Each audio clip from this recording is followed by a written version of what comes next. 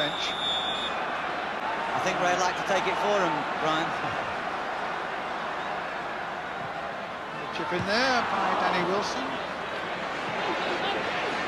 Now Grimes. Picked the outside there, Steen! And Luton are ahead! In the very last minute. Just to clarify, these views that we speak of on our podcast are 100% our own and not those associated to anyone from Luton Town Football Club. Thank you very much.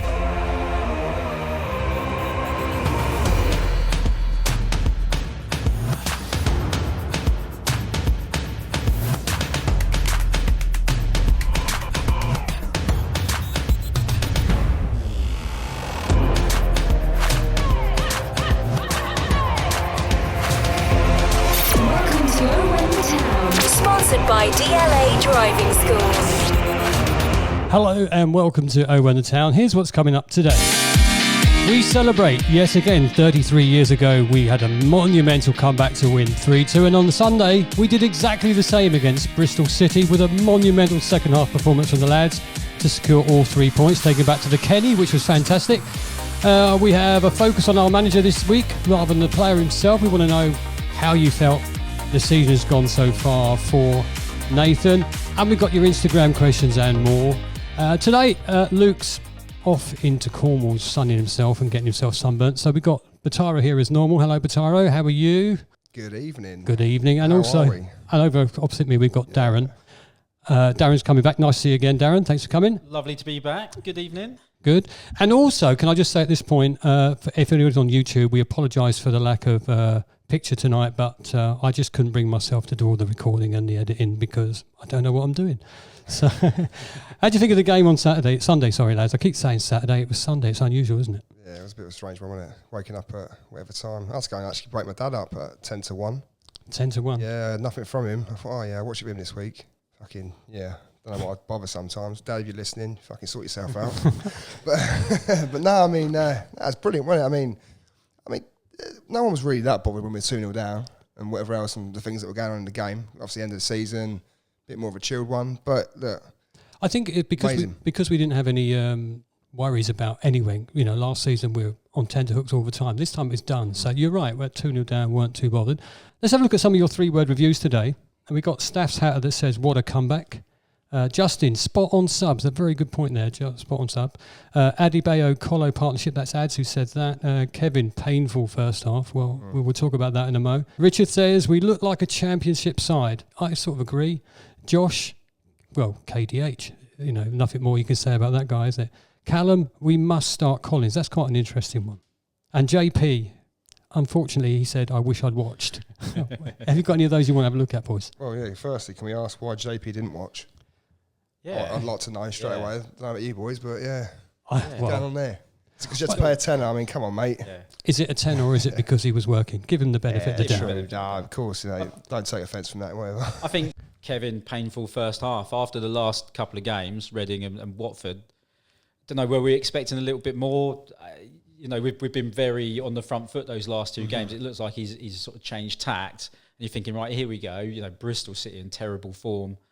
And it was a Sunday afternoon game, wasn't it? It was. It's a Sunday game, an awful kick-off time, and it just felt like we just. All right, okay. We talk about the disallowed goal. Maybe the first few minutes we started, but overall that first half was. Yeah, it wasn't great, was it? Drab.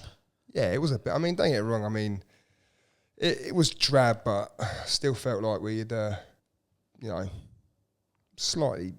Been the better team in the first half. If you can take anything from it, maybe people might disagree with that. But what about the comment, "Must start Collins"? Well, if he scores off the bench, then why start him? Bring off the bench. Scoring off the bench. Yeah, I'd love it. I think we had a little chat before, and you're thinking you got to have one eye on next season. Is Collins going to be here next season? Mm-hmm. I hope so. We've got to sign him up. Yeah, please, Luton, sign him up. I agree, but maybe the fact he's not starting might be telling that story. Yeah. Well, look, after all the excitement and we sort of sit back and look at the game again, I think we started quite brightly. I thought, it started quite well. I thought we was pressing quite high. And, in the first 5 or 6 minutes, I thought it was going to be, quite watchable. And we had a couple of chances straight away. If you think about was it Addy who had a bit of a chance before the disallowed goal thing? Oh yeah, I think he took it down onto his left foot, shot it over the bar and whatever else, and somehow the referee's given a corner. Well, look, it doesn't matter whether it was a corner or whether it wasn't a corner. It doesn't matter. But the matter of the fact is, from the corner, we scored a goal. Yeah. And if we're going to talk about that, we need to know opinions, boys, because for me, there was nothing wrong with what Tunnicliffe done. The keeper's all over him for starters. Well, the question would be, for me, is and it's obviously answered this one, sorry boys to put it out to you, but referees overprotect the goalkeeper. Without a doubt. Yeah. So the first thing I would ask is, in my view, the ball was already in before there was a foul. What's your thoughts? I think in real time, that's difficult for the ref or the lino to see whether it's in before a supposed foul or anything. So I think that side of things is difficult, whether it was or not. The foul or non-foul, unfortunately, we can all sit here and say, yeah, it should have been allowed. But in this day and age, it's never, ever going to be given.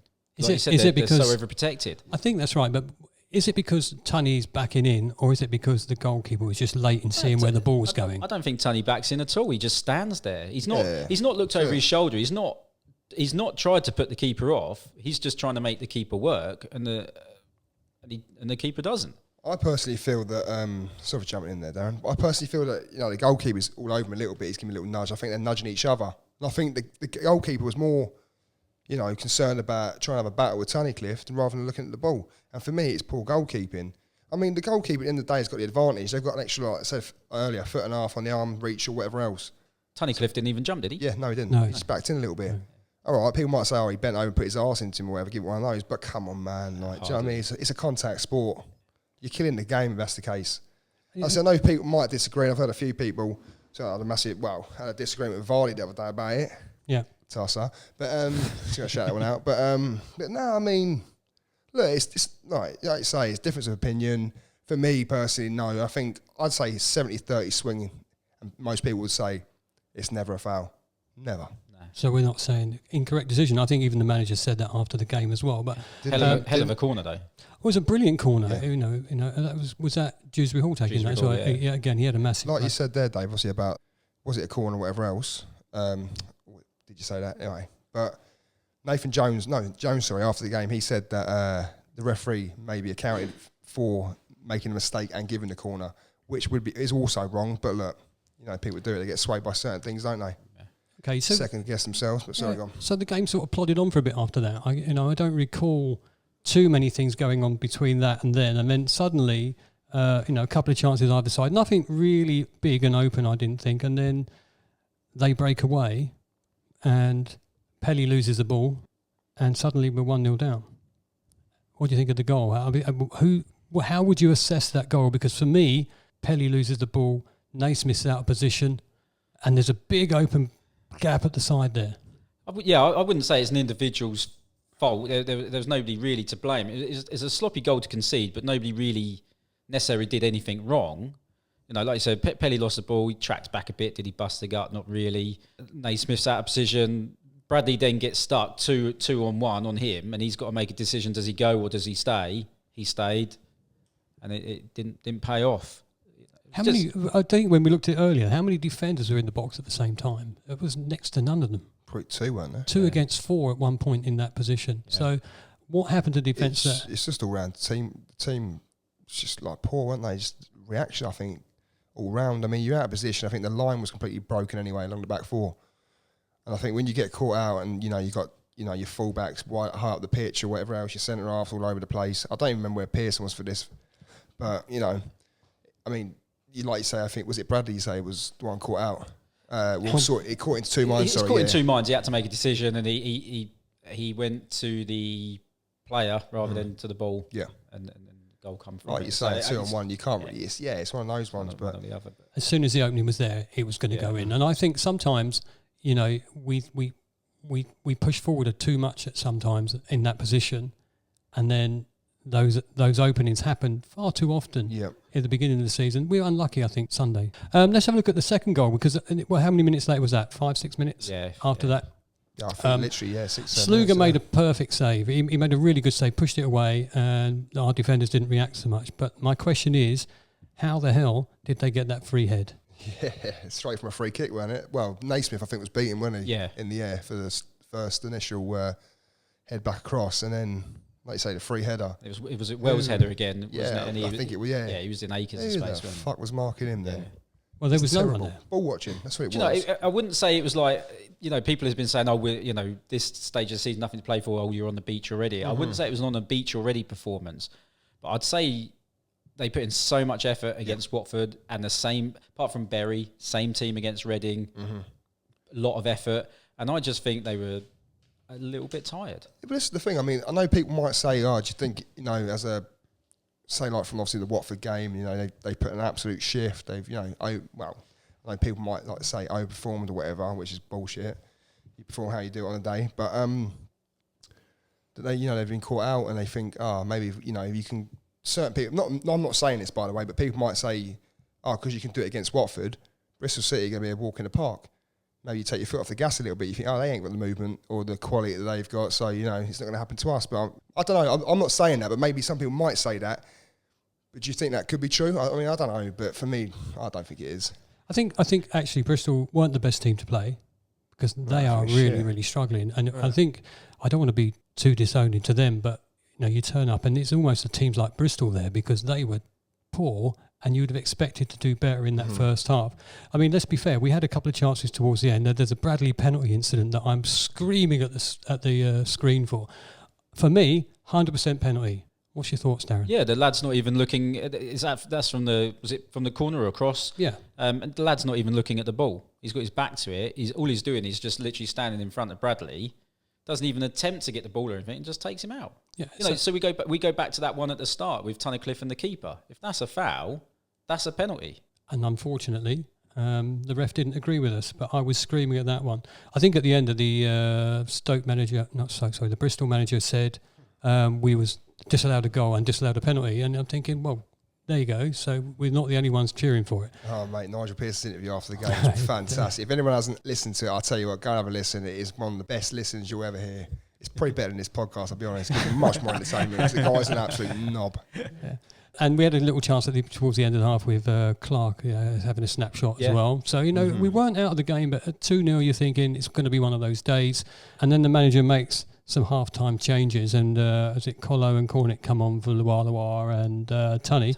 And the game changed from the off. I mean, we were straight on it, weren't we? As soon as the game restarted, we were straight on it, straight up in front of them. I wouldn't say those guys did anything wrong. I mean, Luar hardly had the ball passed to him, or it was hardly out there. I wouldn't say he did anything wrong because he's been great the last couple of games. It just obviously, the system, or it just wasn't their day. Wasn't for him, yeah, of course. But I know we're going to talk about Nathan Jones later, but once again, great substitutions. Perfect, yeah. And let's face it, I mean, there's a lot of people who got on his back. Like you say, we'll keep going to him in a second, but we may as well. Should we go into him now, shall we? No, let's not go into him now. Just concentrate on what we're talking about. Fair enough. I was going to say, actually, I wrote down on my notes that 47 minutes, so 2 minutes in, Colo had a good chance to score, and I'm sitting there going, how did he not put that one away? And I'm thinking, it's definitely going to be one of those days. He kicks into the ground and it sort of bounces up, Yeah, how did he not score? And I'm thinking, here we go again.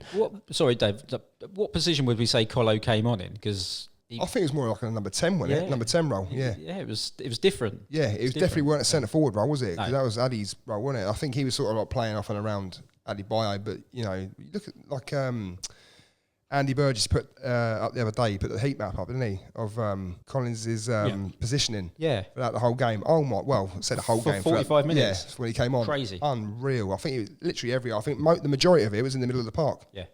Which is crazy. But look, we all know what Collins is about. He's a workhorse. Well, he is a workhorse, and he's ended up in the 59th minute. He was in goal scorer. Right place, right time. I mean, again, another quality corner and a nice little glance in from Colo. Yep. Perfect again. I mean, at first I think everyone was shouting like, come on, that's not his head. He hasn't freed out, it's gone straight in. But we've all come to an agreement. Watch it the reverse angle. We've watched it a few times, haven't we? 100%. It's his 100%. You watched it, even the ball actually moves as well, doesn't it? Yeah. Only slightly, but that takes it away to give it that sort of like extra edge around the defender. We started much better, with much more dominant in the second half, and the Colo goal, brilliant opportunity, took it well, and then we just seemed to press forward all the time. Adebayo's had a second half to be proud of, really, I suppose, and he was there for the second goal.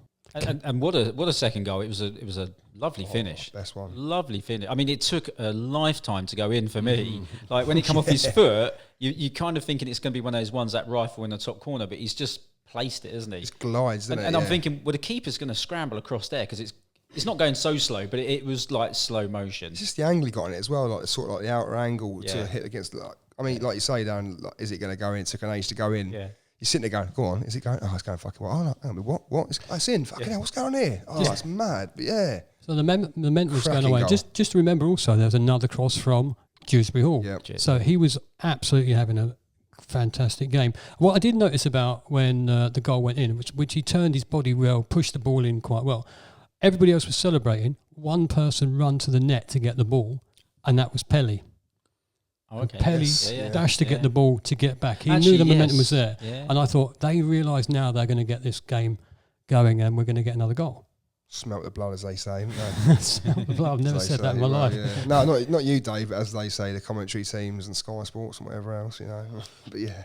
Producer Jacobs asked, how good can Adebayo be? He said he's smartly guided in the Dewsbury Hall delivery. How good can that player be? There's no point asking me because I get overexcited about Adebayo. Go for it. So The guy's phenomenal, mate. I mean, is that his sixth goal? Is that sixth now? It's got to be. Yeah, it's got to be surely It's up there. isn't it? five or six in 12, 13. Yeah. Oh, yeah, actually, it's a little You can check that out. Yeah, check it out.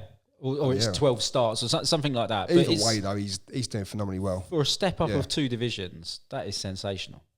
Incredible player. And he's raw. He's still raw. You know, we were talking about, you know, when he tried to do the volley, was it the Watford game? And yeah, like the overhead kick, bicycle kick, whatever it was. Yeah, you know, and I think he still needs to gamble. He's still, you know, especially, you know, Cornick out wide, getting some delightful balls in. He's got to gamble a little bit more and get across that front post and things like that. Adebayo, do you not think he'll benefit sometimes with maybe a striker around him as well? Because obviously I know he's playing like the forward role by himself, but do you not think he'd benefit maybe with a player running off him? Because he runs the channels very well. Well, he moves all about. 3-word review adds Adebayo and Collar partnership. Well, yeah. You know, that could be great. It could be great. I think you're right. He would benefit from it.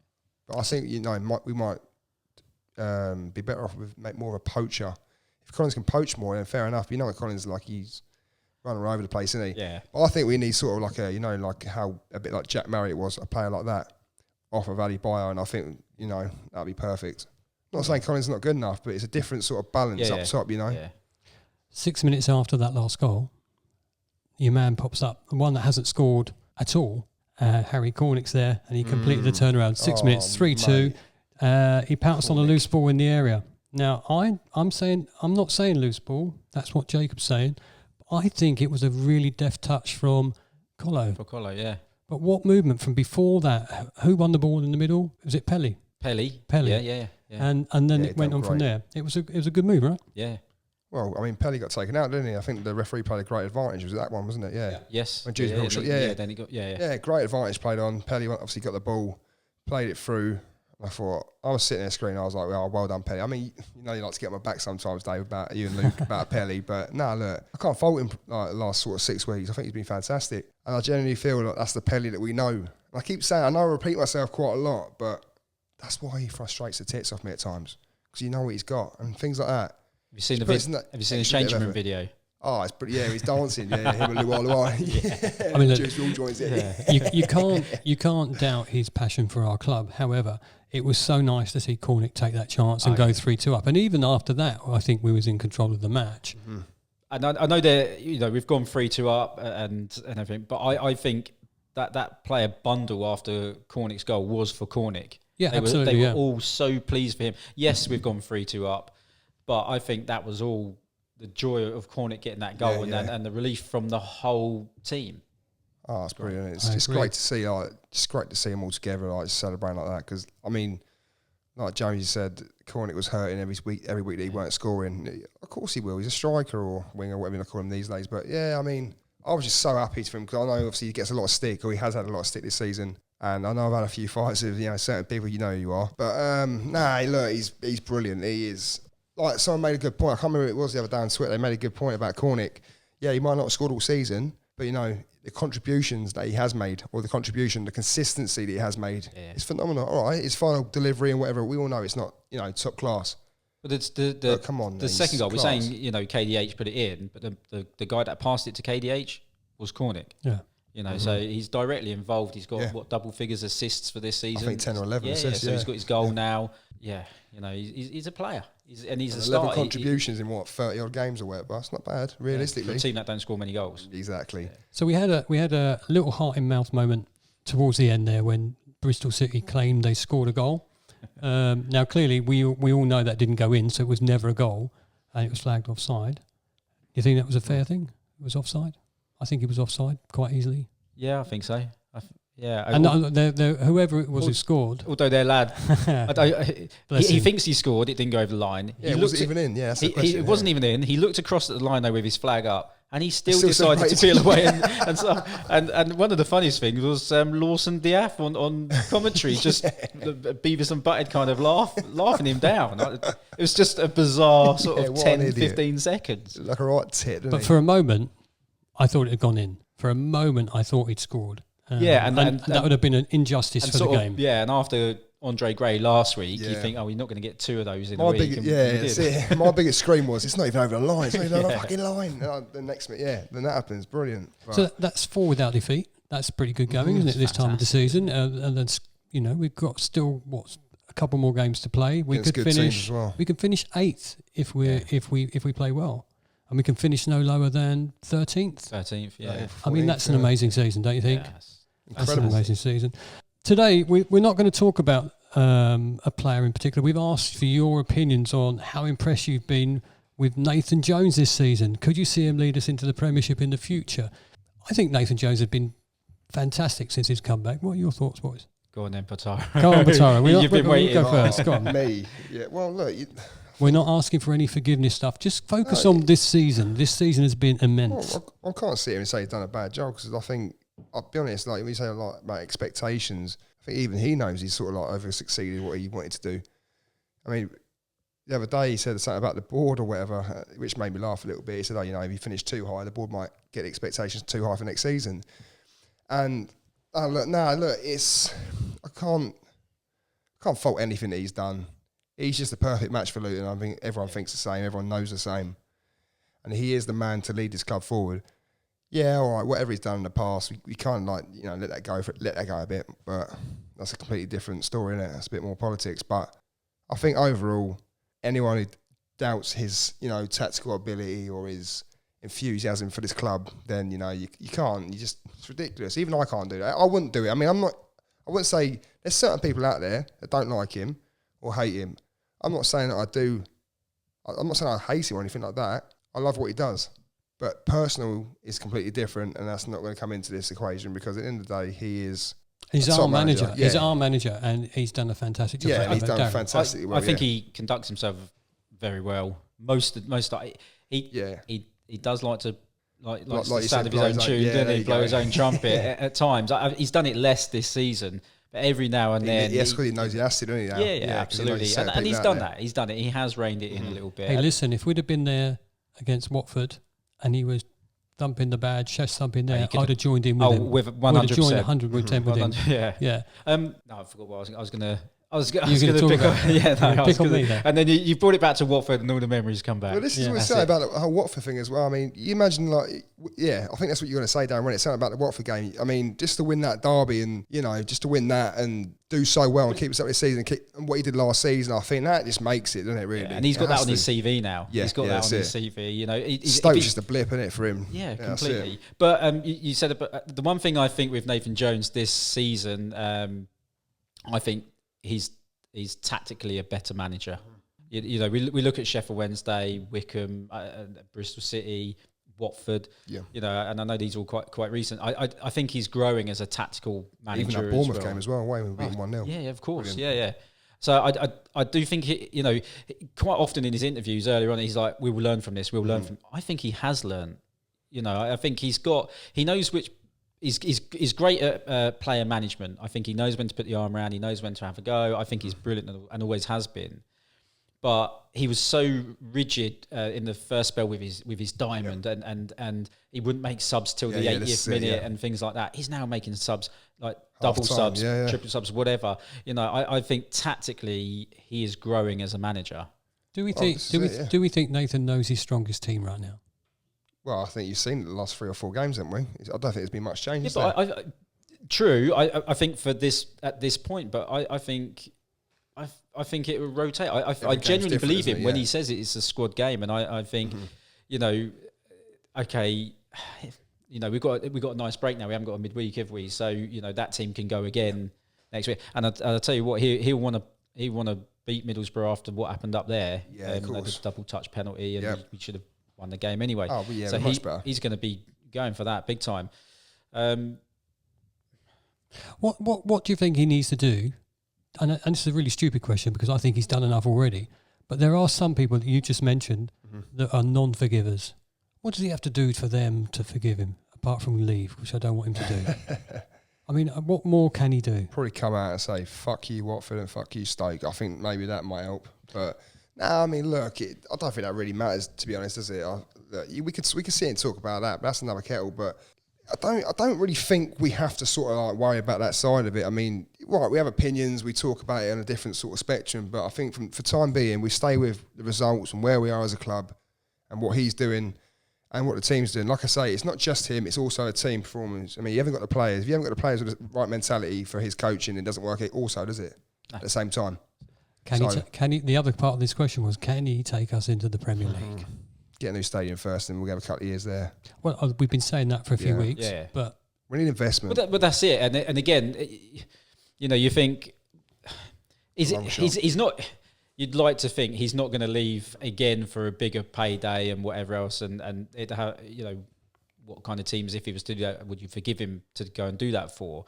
So if he isn't going to go out the club that way, because morally, I'd like to think he wouldn't do it again. Yeah. The other way would be if we're in a terrible run of form and relegation and he gets sacked. So you'd like to think he, potentially, as long as we're bubbling along, he's going to be with us for a long, long time. That will hopefully put us in the stadium. The stadium comes and then we can push. So, why wouldn't he be the manager that takes us to the Premiership? And the thing is as well, we need to be realistic as well, like for the next sort of like couple of seasons to get a new ground investment. That's the main thing. We to stay like afloat, or not even stay afloat, just to combat with the bigger teams in the league and whatnot. You need investment. You need money sometimes. All right, not all the time. I think we've shown that this season. But if you want to go to that next level, you do need a bit more of a cash influx and whatever else. But I think, realistic next season after, just stay in the league again. Just be safe, be comfortable, play similar sort of football, and just stick around. Do you know what I mean? I mean, next season we finish, I don't know, fucking 10 points worse off. We still stay up by 5-6 points. Who cares? Yeah. We've done it again.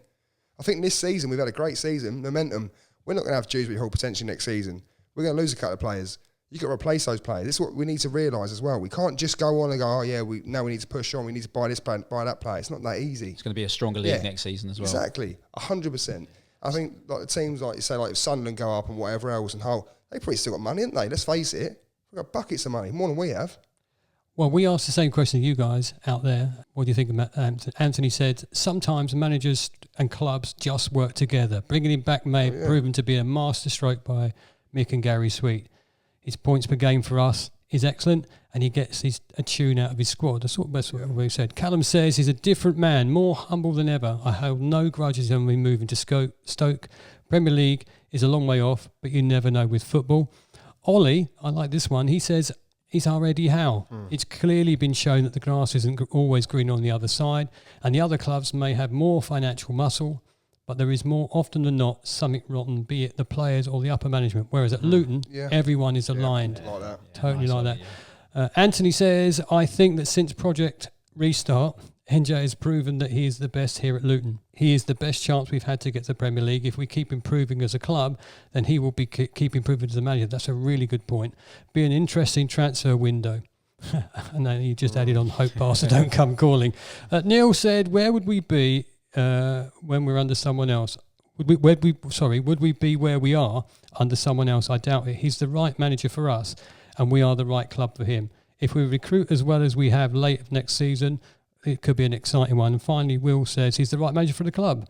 Of course, he can take us to the Prem with the right signings. We're showing our class this season. So everybody's saying he's a fit for us and we're a fit for him. Can't disagree with that, can we? No, of course. Well, anyone disagrees with that, don't know what I'm talking about. And I think everyone's singing the same song there, really, aren't they? So, but no, look, I mean, you talk about, teams and whatever. I know I said about, obviously, financials a minute ago, obviously it helps, but For example, I'm going to go back to it. Barnsley again this season. Look what they've done.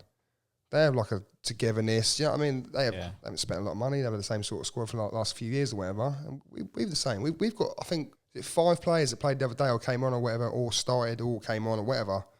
5 or 6 players from League 2. Yeah. Now, that's incredible. That's pretty good going. I mean, look, that's not costing us much either from what we've come from. All right, the contracts might go up slightly, but that's great business as well for the club. Talking of business, we are going to get to that point where we have to start bringing people in, a couple of decent signings, and where will be next season? I'm looking for a high finish. You said earlier maybe you're not bothered, but I'm looking for a higher finish. What do you mean? You said if we finish 5 points off relegation, you're not bothered as long as we stay up. That's what you said, right? Yeah. Well, I know it's what you not meant. about being. It's not about. Obviously, I'm not. Obviously, I'll be bothered. I'd like to do a bit better than that. Yeah, I wouldn't want to, be shitting myself for like majority of the season. Not that we're in a scrap, but as long as we're safe and we're showing that we're competing at the same sort of level, I don't mind. And recruitment is part of that. Yes, We've got a good recruitment team there. Fantastic, yeah. And even with Adebayo, I think they went in early, so they didn't miss out on him at the end of the season, things like that. So their timings, their thought process. We know they've got, we don't know who it is, but we know they've got someone in mind for the end of the season that they wanted back in January, but they couldn't get him. And they didn't give anything away on that. But they've got that Twine from Swindon. I've got Swindon Crew, wherever. Yeah, Swindon. Yeah, I think it's a big. I think it's a name. I think it's a big player. The way they were sort of saying about it. So, with these guys, I wouldn't even be surprised if they're planning the next window beyond that. Yeah. They're so organised, and the recruitment is absolutely bang on. Like I said, they're organised as well. Yeah. But I do think as well, not only in the transfer market, but it's the loan players as well. I think, if you can get these KDHs and what have you, just on and we learnt our lesson with Walton about getting these loans for the season. So again, learning the lesson. So I do think, a couple of loan ones to come in as well, because wages, of course. Keep got the wage bill sensible, down. Yeah. Let's move on to some Instagram questions. We've got not a long time left. And John asks, which team is better, the 05-06 team or the one we have now? I don't like that question. We don't like that question. Come on. We don't like that question because... You can't compare teams. I'm sorry. I'm just going to put it out there. We can't compare teams from 05-06 or when it was 04-05, 05-06. What was it?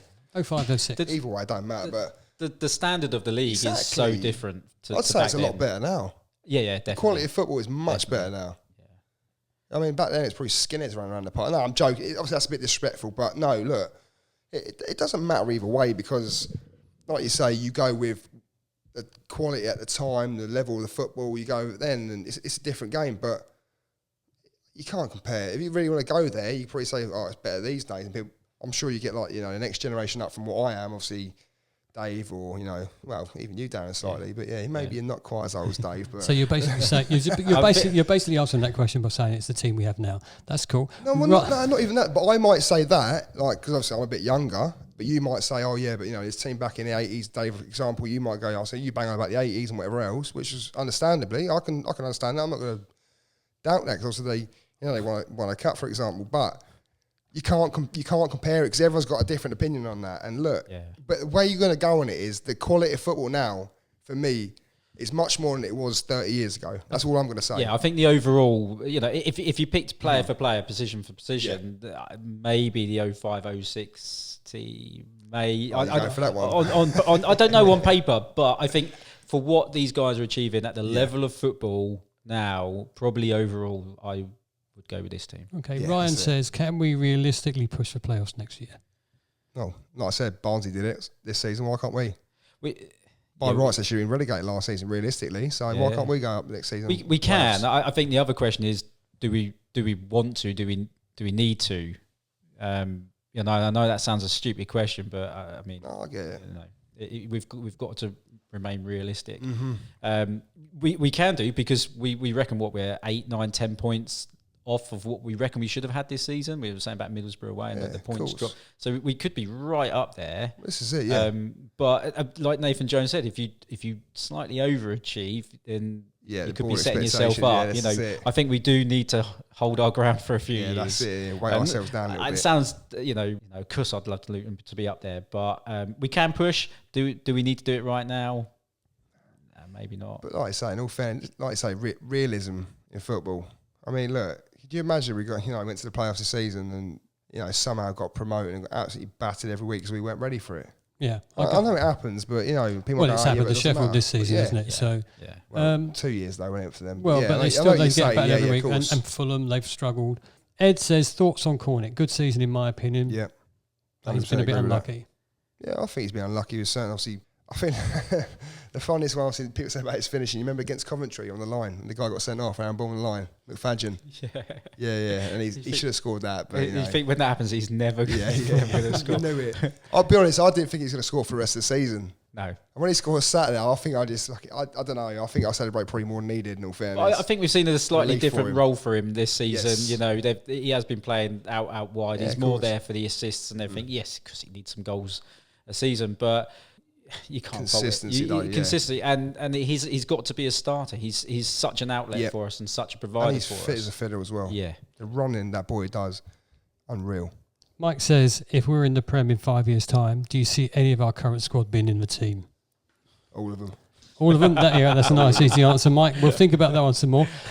Stuart wants to know, will Collins sign a new contract and will he form a good partnership with Adebayo?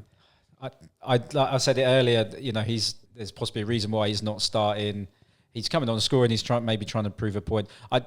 I think, is he 30? Is he 30 years old? He's got to be about that. He's got to be about that. I think this is a guy that's an international, a goal scorer at international level. And he's been our leading goal scorer for X amount of years. He should be banging on that door going, I want this amount of money, and if not, I'm off. And he's probably got a right to do that, to be fair. He could probably turn around to Luton and say, I want this. In all fairness, Dan, like you said earlier, right? You said, is there a reason he's on the bench as well? Because he's not going to sign a contract. And do you go with the players that are under contract, like you say? Yeah. True. This could be a thing. And like you said, Dan, until you said that earlier, I didn't even think of that. You can't deny him a payday. This is a guy that's been in lower leagues. He's now got a championship. He's scored goals in championship. He's an international level. And if the likes of Derby stay up, come knocking. I know we finished well above Derby, but Derby, we're a bigger club, whatever. They can pay more money though. They can pay more money. But even clubs, Preston. Preston could probably double his wage. I mean, I think Collins on about $5,000. He could go somewhere and get 10 grand easy, and he's got one more contract, a 2-3 year contract left, and then he's going back down the league. Well, this is it. You cannot blame him if he goes and takes. And I know it's the whole Nathan Jones thing going whatever, but he's and we will thank him when he goes. We will thank him. He's been excellent. But if he goes, I'll be gutted. But he goes. Yeah, I think we need to give him maybe even what's a payday, give him 1 year of that payday, keep him on for another year.